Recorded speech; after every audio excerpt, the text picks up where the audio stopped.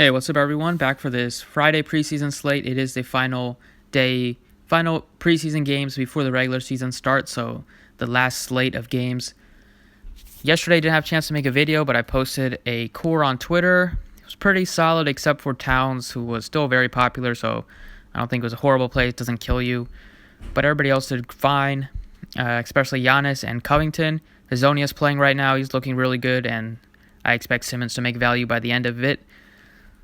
So let's keep it rolling today. You can drop a like and subscribe down below. Definitely think FanDuel is going to cash, and Draftkings is looking pretty good. We'll see. Don't really have any action on the last game on Draftkings, but cashing pretty comfortably right now. We'll see if that holds. Let's get into it. Like I said, you can like the video down below and subscribe. We'll be having videos all throughout the NBA season, so you don't want to miss it. 6-game slate today. We already have a lot of some of the injury news. We know the Lakers are resting their top stars, LeBron James, Anthony Davis. We have the Heat on a back-to-back here. I expect Jimmy Butler to sit out this one, especially after logging pretty decent minutes yesterday. So either he's going to sit out or he's going to be very limited, I would expect. The Pelicans are without their star, who's dealing with a knee injury. Zion is out for this game. That's going to open up some value here. I already have a piece that I like in place of Zion. And then Ben Simmons is questionable. We'll see if he gives it a go. They could be cautious with him. Other than that, I would expect Aldridge to sit out. I think he's going to sit out one of the 2 games, they said. DeMar DeRozan should be back. And I think that's pretty much it, unless we get hit with some more injury news, which I'm sure we will with this 6-game slate by the end of it. So check the comment section later in the day for updates, or check the Twitter for updates. Starting here at point guard, I love James Harden again. He played 34 minutes in a preseason game. He loves to play a lot of minutes. During the regular season, he's going to log very heavy minutes too. We'll see if they are going to limit him or they might even rest him. I'm not sure what they're going to do, but if he's good to go, I would definitely play him. With a lot of the stars resting, like Davis, LeBron James, we don't really have that many guys to pay up for. Embiid, I don't expect to play that much.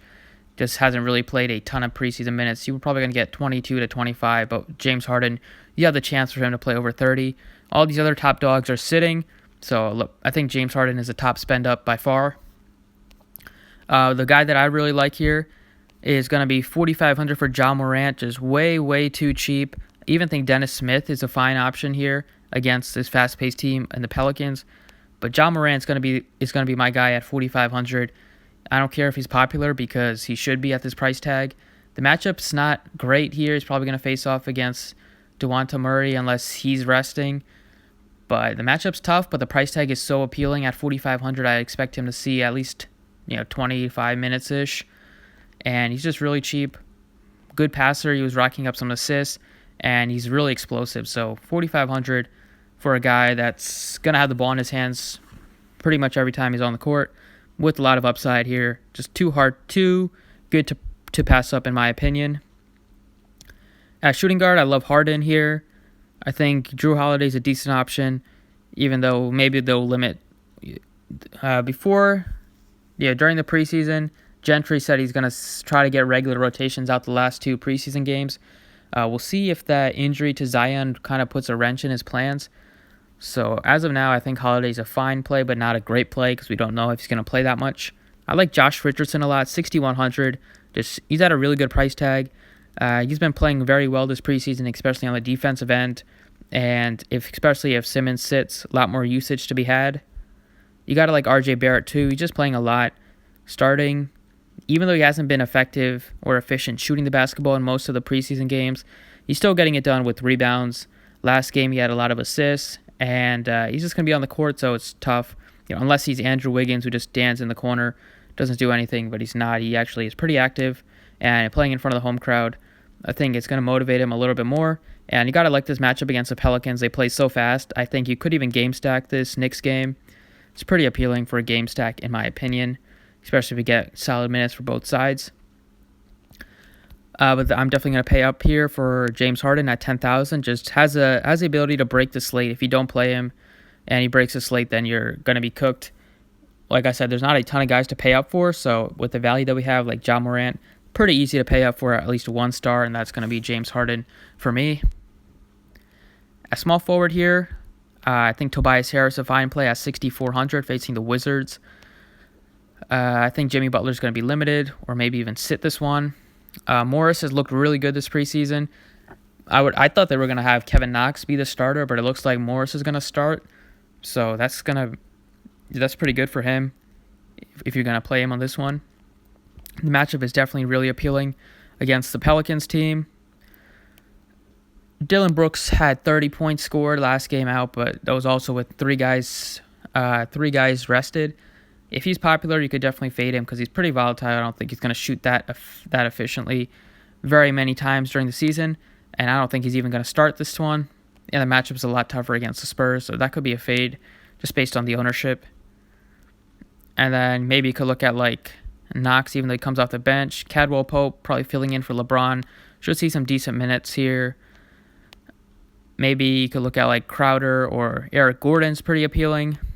But I think Tobias Harris is just pretty appealing at a good price point, 6,400. If Simmons sits, that's going to open up more usage. Even if Simmons doesn't sit, they paid him the max contract because he's a good player and he's good at shooting the basketball. He's good at getting rebounds, especially as a small forward. Even with playing next to Embiid and Horford, it's going to limit some of his rebounding opportunities, but he still crashes the glass, and this matchup is really good against the Wizards. They're going to be very bad defensively.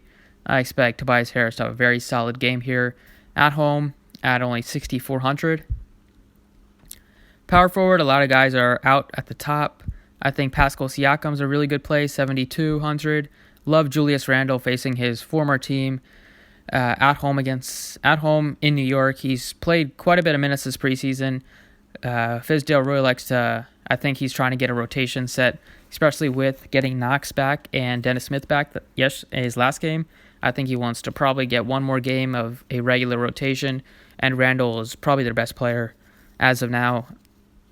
Jaren Jackson is now up to 5,900. Finally, DraftKings raised his price tag after having him 4K and 4,500. Last time out all over him, as mostly everybody was at that price tag. Now he's up to 5,900. This could be a fade, I think. Its price tag is up. The matchup is a lot tougher on the road. Now he's getting Clark back and John Morant's back, so a little less usage. And I think he's going to be very popular after his last game. So I don't mind fading him if you play tournaments. I think Green is a fine play at 5,700.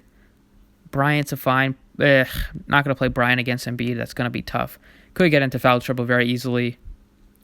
I think Bobby Portis is a good play as well. He started last time out against the Hawks in place of Mitchell Robinson, and I could see that happening again because if they want to play small ball here, they could with no Zion, although Derek Favors might get some minutes, but we'll see who they start. If they start Bobby Portis, I think he's a fine play because he is a good permanent guy, and when he's on the court, he does shoot the basketball a lot, and he is pretty aggressive on the rebounds. So I don't mind him. But I like Melli quite a bit here, 4,800. I also think Ibaka is a decent option at 4,500. But with no Zion in this one, it looks like Melli will draw the start. I would expect him to start in place of Zion. And he's a pretty good player. He was drafted in the first round. Even though he's a 28-year-old rookie, he should be, I expect him to start, like I said, and I think he can fill it up. He's a good shooter from three-point range. He's a decent rebounder, and this game is going to be pretty fast. It's going to have some turnovers. He has an opportunity to get some block shots. I think it's a pretty good price point, and I think he could really return value at that price tag. At center, I think you could go Embiid if you want. I like Randle, like I said, quite a bit. I think Clark's fine at 62. Same thing with Jackson, even though I already mentioned he could be a fade in tournaments. And if you're going cheap, I like Bobby Portis at 53. If you're going cheaper than that, maybe Ibaka at 45 is pretty appealing. And we'll see if Favors plays. That's a pretty nice price tag for Favors, 4,300. Not going to play a lot, but without Zion, maybe you could see a little bit more minutes or a little bit more production and get more opportunities to score the basketball down low. So I don't hate him either. Right now I'm liking Randle here. I think he's going to dominate The matchup is the matchup's a lot easier now without Zion, even though Zion's not the great defender as of now. But probably going to be matched up against Favors, who's a good defender, but I don't really think Favors is going to play that many minutes. Maybe if he's matched up against Melly during the small ball, or during if the Pelicans do play Melly at the center position, Randall can match up there. He's just at 6,700. He's at a good price tag, and really fill it up in a hurry. Last season was really good, permanent guy for the Pelicans, and I'm expecting more of the same for the Knicks, even though they do have a lot of the same type of guys with Randall, Portis, Taj Gibson. They have a lot of the similar guys, Marcus Morris. So I think Randall's definitely still the best out of that group, and at 6,700, don't mind paying that price tag for him. And then at guard here, I'm looking at maybe if Lowry plays, he's fine, even though this is his first game in the preseason. Well, if he's going to be limited, maybe he could pass it. But that's a pretty good price tag for Lowry. I think Lonzo Ball is a fine play. Talked about Richardson. I like him a lot at 61.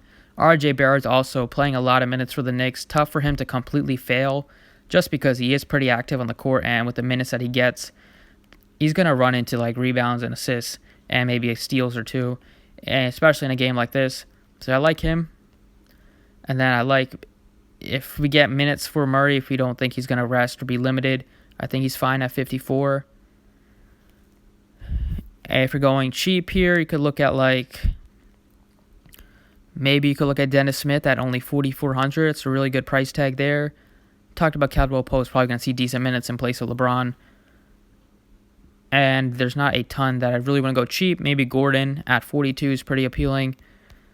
But I think you don't really need to go super cheap because we do have some nice mid-range players and we do have some obvious value like Ja Morant at 45. So this is what I like for now. You guys still got 5,800 left to fill it out, but you got a lot of upside here. I think if you're looking to stack a game, probably this Pelicans-Knicks game is going to be pretty stackable. If you're looking to fade some teams, I think maybe fading the Heat on a back-to-back is pretty wise unless we get some news that they're going to rest some guys. And you can always fade the Spurs because you never know what they're going to do with the rotation, especially in the final preseason game. And the Lakers, too. You might get some value there, but there also are a lot of bodies that can play for the Lakers. So it's kind of tough to figure out who to prioritize on that team. But yeah, that's kind of what I'm liking for this final slate. Hopefully you enjoyed the preseason videos. I'm sure if you did, you'll enjoy the regular season videos. More of the same type of content for me. Let me know what else you want to see. If you want to see more in-depth videos, you can let me know in the comments.